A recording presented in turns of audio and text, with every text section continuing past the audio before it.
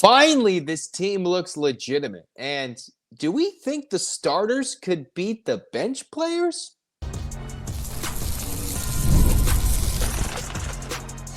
You are Locked On UCLA, your daily podcast on the UCLA Bruins. Part of the Locked On Podcast Network, your team every day. Welcome, everybody, to this edition of the Locked On UCLA Podcast. I'm your host, Zach Anderson-Yoxsimer. Thanks for making this show your first listen each and every day. It's free wherever you get your podcast, and it's available on YouTube. Like, comment, subscribe. Thanks for your support. This episode is brought to you by Game Time. Download the app, create an account, use the code LOCKEDONCollege for $20 off your first purchase. And where we get started, we're talking basketball. I know I might have promised some football recruiting, but with travel, Thanksgiving, everything, I hope you guys have some safe travels this week and happy Thanksgiving with all your fams. We're going basketball today. We'll go to the next episode with some football recruiting. UCLA looked absolutely dominant over Southern Utah. And it's like, Zach, listen to yourself. Maybe you're just sitting here stuck, getting blinded by the amount of mid-majors UCLA's played at home this year, that any amount of a 40-point drubbing is going to impress us. Yes. Precious victories. Now I'm sounding like Gollum after the ring and Lord of the Rings. No, I am not blinded by the lights. That was utter domination against the Southern Utah Thunderbird squad that came in 6-1, all right? I texted one of the Locked On hosts, who is a broadcaster for the Southern Utah side, and he's like, I thought that game would be closer because Southern Utah is pretty legit. Their only loss coming in was to a Loyola Chicago team, the Ramblers, if you remember them, a program that's pretty good. They're in the A-10 right now. They're undefeated, and Southern Utah lost by 4 to Loyola Chicago. And the Bruins, yes, a little apples to oranges there, 88-43. Like, this game was over before it started, and the Bruins at one point led this game by 50. We've been waiting all season for this team to look like this dominant. Defensively, UCLA forced 30 turnovers. How do you force 30 turnovers in a game? Legitimately, 30 turnovers. You can watch a kid's game and not see a team commit 30 turnovers. UCLA forced 30 turnovers. And not only that, they turned it into 34 points off turnovers. So almost half, maybe not almost half, but approaching for a UCLA team that put up 88 points, for the fact that they scored 34 points off those turnovers is absolutely remarkable.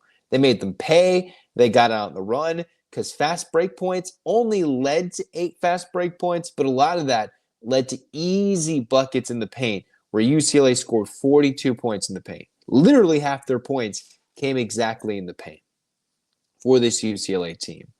This is a game where the Bruins were waiting to wake up. We hadn't seen this in quite some time. They looked a little lackadaisical against Cal State Fullerton, played a little bit better next time out. Back and forth between, all right, Fullerton this. Now UCLA came out against what I think might be the best of these mid-major games UCLA will play at home, and absolutely dominated. They didn't have to overwork anybody. A lot of guys got some run, including the walk-on.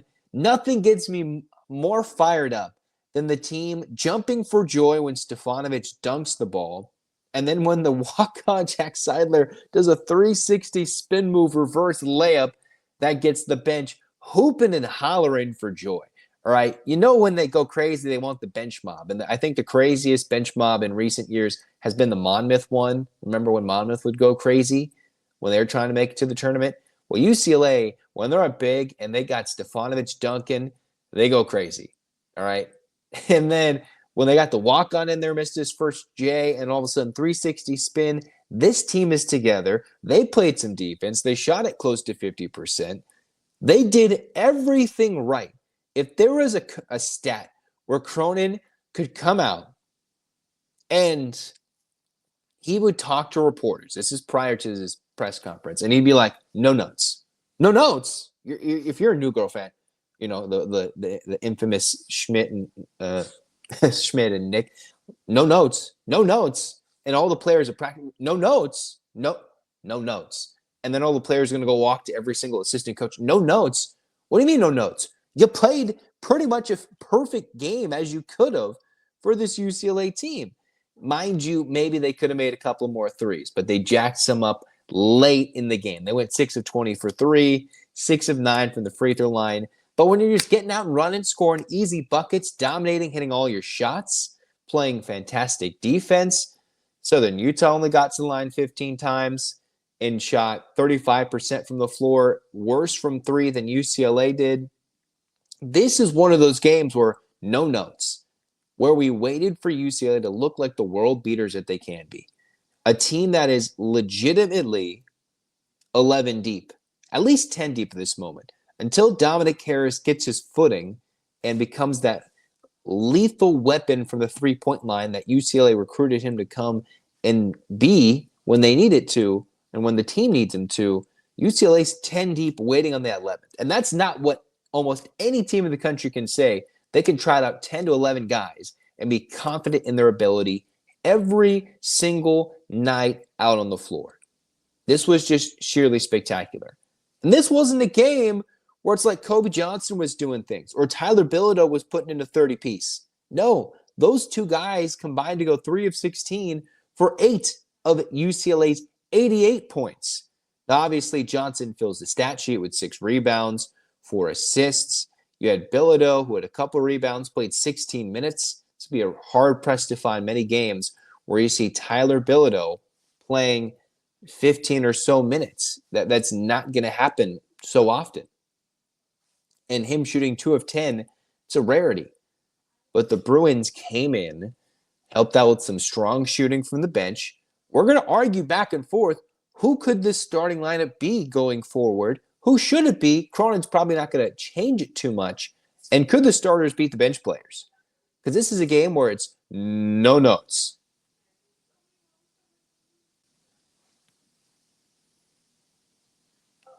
I've already been adamant and talking about how much game time has helped me go to some of the most important events I've seen this year, whether it's been traveling across the coast and seeing an NBA game in an arena I've never been to, or going to an all-time postseason game, whatever it is, game time was there to help me do it. With zone deals that saved me money and was pretty much the cheapest option with the rest of the tickets and the rest of different places not showcasing those similar options. Those last-minute zone deals on game time helps pick out the best deals at the best moment when you're like, am I going to go do this thing right now? Am I going to go see this game?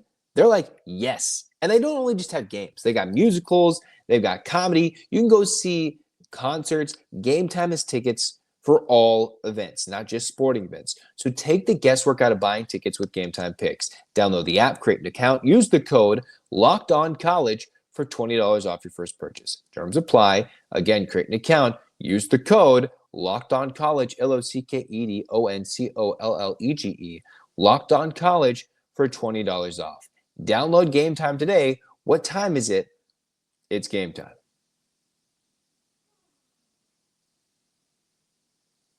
All right, second segment. Here's a good debate right now for this UCLA team. Let's go over, could this starting lineup actually beat the bench right now for UCLA? Could they? Could they? That's an interesting debate for UCLA right now. Could their starting 5 beat their bench 5?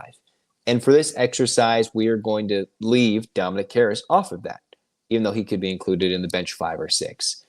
UCLA in this game saw Sky Clark, Tyler Bilodeau, and Kobe Johnson combined for 3 points. They went 5 for 21 in a game where UCLA won by like nearly 50 points against a decent mid-major team that's come out and gone 6-1. And now is 6-2. UCLA, though, 6-1 for the first time, I think, since the broadcast said 21-22. It's been a minute since UCLA started 6-1. Normally, they have a couple of games that they trip up early on, right? At this time last year, UCLA was playing the Maui Invitational. Prior to that, it was another Vegas showdown where the Bruins fell short. This year was something in Henderson, New Mexico. So the Bruins don't come out and they get racing out to 10-0 starts under Mick Cronin. It's the depth and the building of a team which Cronin has strategically built for easy cupcakes early in the season. They failed its early test. and we'll wait till early December, which comes in just about a week, that we'll see when Big Ten conference play begins. And Oregon just took down a top-tier team in Texas A&M. So that will be a much tougher game when UCLA plays Oregon in the beginning of those two games in Big Ten play. Now, can this team starting lineup beat the bench five? The current starting five is Kobe Johnson, Dylan Andrews, Eric Daly Jr., Tyler Bilodeau, and Sky Clark. Dylan Andrews still working himself back into full form after missing a couple of games due to being a little bit banged up. Played 15 minutes, had 11 points against Southern Utah, and had a nice stretch where he scored like 3 straight buckets, hit some jump shots, and was just utterly fantastic. Then we've seen Sky Clark, and he hasn't showcased a three-point ball as he's capable statistically. That's been the one bugaboo for this UCLA team. Well, you know who has been shooting it lights out? Lazar Stefanovic off the bench. All right. You know who has looked good and relished in a point guard role and could at some points maybe take Sky Clark's minutes? Well, it's Trent Perry. Oh, did you say who could take those minutes? Well, let's also talk about Sebastian Mack, who's played 14 minutes in this game, had 8 points, can get to the free throw line, is taking a lot less three-point shots, and is still putting up numbers off the bench. Stefanovic put in 19 points off the bench, 8 of 12 from the floor in 26 minutes, the most minutes out of any Bruin, Cronin's favorite Bruin, and he might play 30 minutes one, and he might play 7 minutes the next. You never know with Stefanovic. It's all about what UCLA needs on that given night, and Stefanovic can be in the starting lineup or he can't be. So you've got the hottest shooter, you've got a point guard, you've got a good shooting guard who can slash, you've got size with a Diamata and William Kyle III. Those two, again, 10 points, 5 of 10 shooting, the two combined for 11 rebounds. I liked Mara's minutes. He played 18, and he's showcasing much better boxing out skills, low, getting his body much lower, and getting rebounds, even though he's still maybe not as strong as he needs to be in the lower half. Very strong in the upper half, working on getting that low post positioning down, and then he can score more buckets. So we've seen a slight growth of Mara, more confidence building with Kyle. You could argue that the bench five for this UCLA team could go out and beat the starting five. Now, obviously, Cronin is trying different rotations. We've seen it more and more where you make a mistake, you're getting yanked. And that's why UCLA played very crisply tonight. Only 8 turnovers, one of the best marks they've had, plus 22 in the turnover margin. You don't see that every day. You don't see a team have 22 less turnovers than their opponent, because UCLA kept it under 10, had over 30, and the opponent only scored 4 points off UCLA's turnovers, which is an extremely low number because the Bruins had a low turnover night. Despite 11 guys played 12 or more minutes in this game, which means everything was humming. The passing from the starters to the bench to the mixtures to the walk-ons, everything. And I think this bench five could be giving UCLA starting five a run for their money. Obviously, you're not going to bench Bilodeau. Kobe Johnson does so many things he's not going to get benched. Dylan Andrews has proven himself.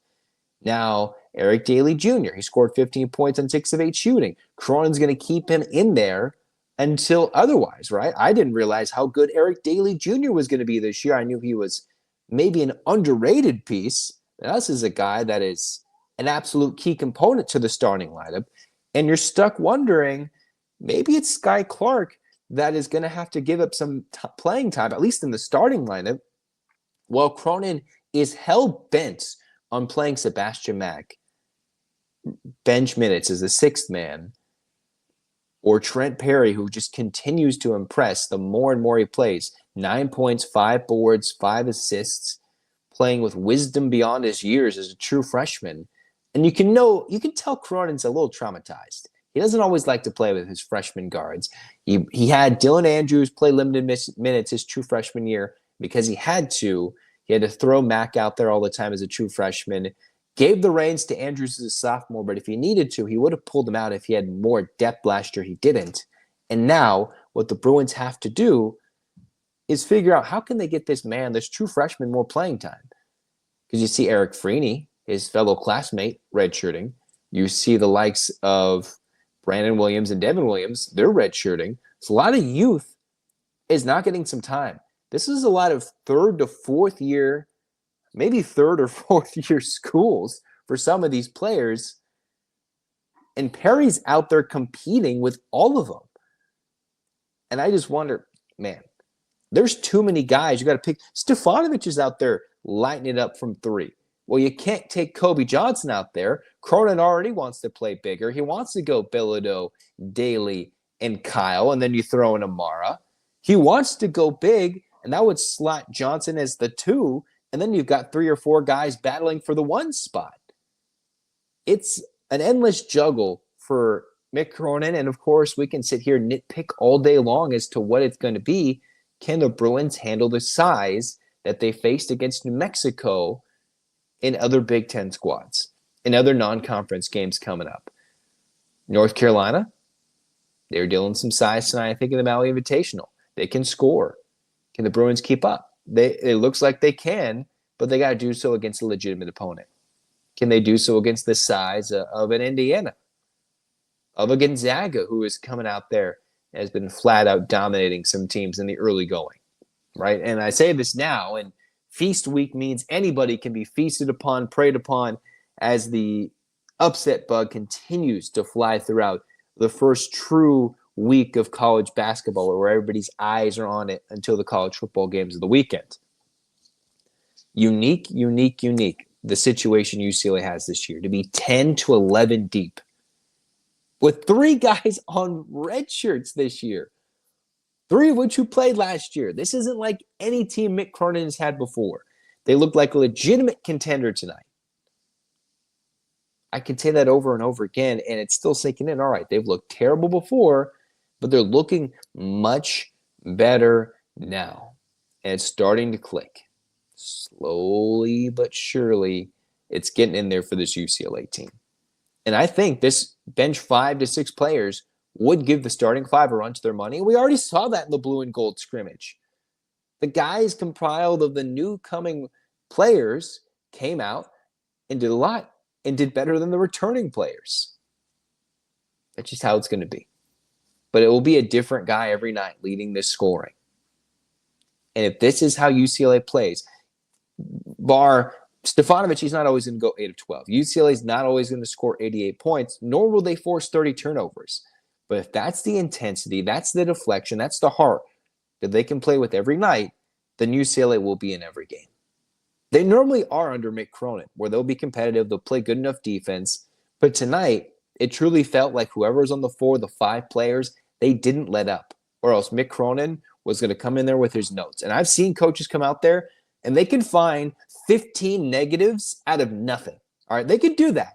Cronin is the guy who I think could probably find 15 nitpicking ways that this game went wrong for UCLA in a 45-point win. I can't find them as much as he probably could. Maybe there's a set play they could have run wrong that we don't know of, kind of staring at it, but he knows behind the scenes. This is a no-nose performance that has UCLA playing together as best as we've ever seen. Legitimate they look tonight.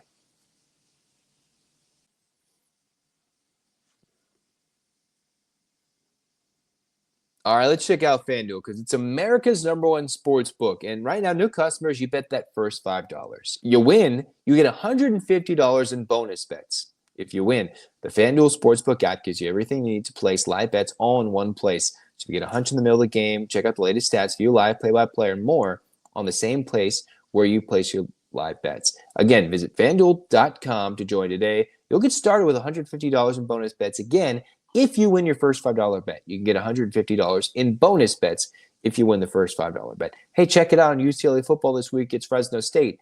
I think it'll be the first time since like week 1 where UCLA will be a favorite. Go check it out. Give FanDuel a try. $5, and you'll get $150 in bonus bets if you win that first $5 bet. Visit FanDuel.com. Make every moment more and never waste a hunch with FanDuel, an official sportsbook partner of the NFL. All right, after it's all said and done, we're finally done with the stretch of boring November games. UCLA has no more games in the rest of November. It's Big Ten conference time. You've got Washington December 3rd. So the Bruins have a long stint to enjoy the Thanksgiving week with families, maybe with the team, maybe a mixture of both. And then they got Oregon 5 days later. So from now until December 8th, UCLA has 2 games. 2 games. So 7 early games. And mind you, it's a little different because UCLA is not in a tournament where they would normally be playing 3 games this week or 2 and then 1. They had to put them all in 1 week. So you'll see some teams who are playing and they've played 2 of their 3 tournament games. UCLA didn't have that this year. They didn't go to a Thanksgiving. They didn't go to Vegas. They didn't go to Cancun. They didn't go to Maui or last year Honolulu. They didn't do that. But next up is the real tests. Now, I'm not sure what Washington is going to pose. The Huskies are 4-1. That's a Big Ten game for UCLA early December. That maybe with just some semblance of name brand recognition might draw a crowd in early December for UCLA, even though it's a nationally West Coast primetime televised game. And then you got Oregon. And Oregon right now is sitting there 6-0, one of the weirder teams in Big Ten play. They struggled to beat Portland at home, went to overtime. Barely beat Oregon State on the road, who I've heard is supposed to be very improved. Currently, it's playing in the WCC. And then they just beat a top 20 Texas A&M team coming from behind and winning by 10 in a game that was a 2-point game in the final 35 seconds. Now, Oregon, they're playing the Players Era tournament. They're about to play San Diego State, who I think just got a big win as well. We'll see if Oregon's unbeaten by the time they get to Big Ten play. But if they are, my goodness, if Oregon's unbeaten by the time UCLA plays them in December, they will be in the top 25. And that would be a quad 1 win for UCLA because that game against Oregon is on the road. And UCLA, if they want to win a Big Ten regular season championship, if they want to earn more credibility after how poorly they looked against New Mexico and because of the early stages of the non-conference schedule, it's very, very, very weak. And it starts off from Rider to Boston to Lehigh, Idaho State, and then Fullerton with Southern Utah. It's going to get a lot more exciting. Boring is gone. Other than Prairie View A&M on December 17th, boring is out the door for UCLA. It is Big Ten play, other than a week off, Big Ten play. Washington, sneaky. On the road against Oregon, very tough, but glad to get that out of the way early. Then you got Arizona, who has been finding ways. They just lost to Duke at home. So they've got different things with Arizona in the mid-Saturday tilt, North Carolina, New York, and Gonzaga in late December to end the calendar year in 2024 with yet another Gonzaga game to know how good this team is. The month of December is here, and the tests are coming, right? You think about final season, this is midterms for UCLA basketball. The midterms are coming quickly. Now, it's not exactly a quarter system like it is at UCLA, but we're somewhat reaching an early midterm. Maybe you get some of those classes that get 2 midterms. You get a first midterm and a second. Well, UCLA is going to have a string of 3 midterms in 2 weeks, a very important quiz with some Big Ten games coming up, all in December. All in all, UCLA is going to play 6 games in December, 5 of which we'll know if UCLA is a legitimate national championship contender. I continue to believe in the extreme upside of this team that they displayed tonight against Southern Utah.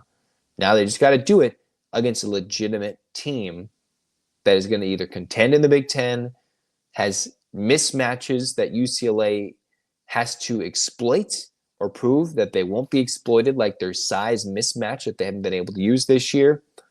And can they actually score and defend against big name programs? All that's come up in December, which makes us excited. Big Ten play, everything else on Locked On UCLA. So like, comment, subscribe, download these episodes. Thanks for your support. And hey, have a happy Thanksgiving if you don't listen to us until then. And then next time, we're going UCLA football recruiting, I promise. Here we go. Hands up, Bruins fans. 8 clap time, baby. And 1, 2, 3, 4, 5, 6, 7, 8. UCLA. UCLA, fight, fight, fight.